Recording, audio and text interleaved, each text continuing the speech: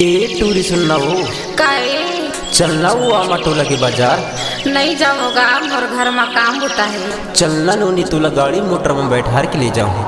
ऐसे सुनना गा बताना वो तो हाँ मटोला बाजार में का सब्जी भाजी लेवेगा। अंडा मुर्गा सब्जी 12 नंबर सब वो चीज लेके आबू हो। ऐसे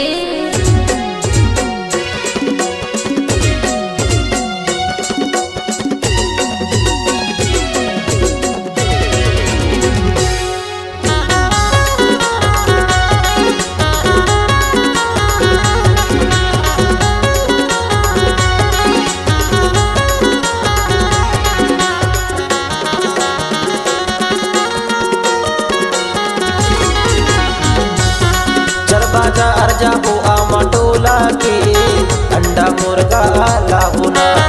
चल बाजार जाबो आमाटोला के अंडा मुर्गा लाबुना। चल बाजार जाबो आमाटोला के अंडा मुर्गा लाबुना। चल बाजार जाबो आमाटोला के अंडा मुर्गा लाबुना। मछली कंडा लाबो 12 नंबर लाबुना। मछली कंडा लाबो 12 नंबर लाबुना।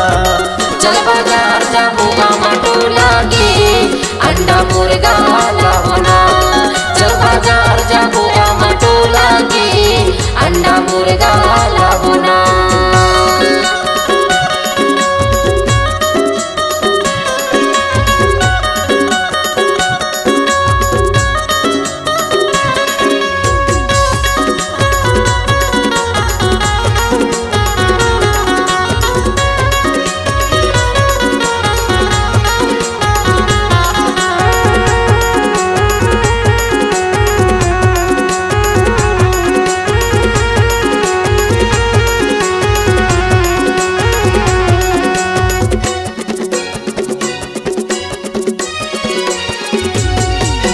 छपरा खामरिया तिरहावे आमाटोला। छपरा खामरिया तिरहावे आमाटोला। झल धोखा तया देवे देवानी आ जाबे तया केला अंडा मुर्गा लाबुना। झल धोखा तया देवे देवानी आ जाबे तया केला अंडा मुर्गा लाबुना। चल बाजार जाबो आमाटोला के अंडा मुर्गा लाबुना।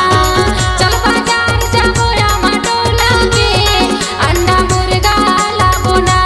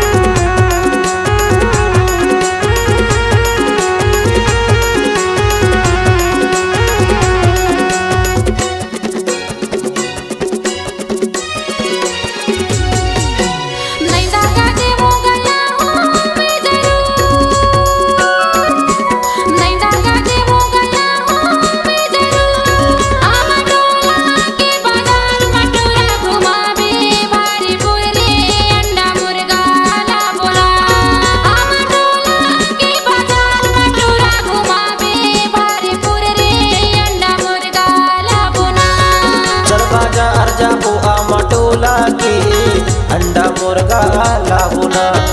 चल बाजार जाबो आमाटोला के अंडा मुर्गा लाबुना।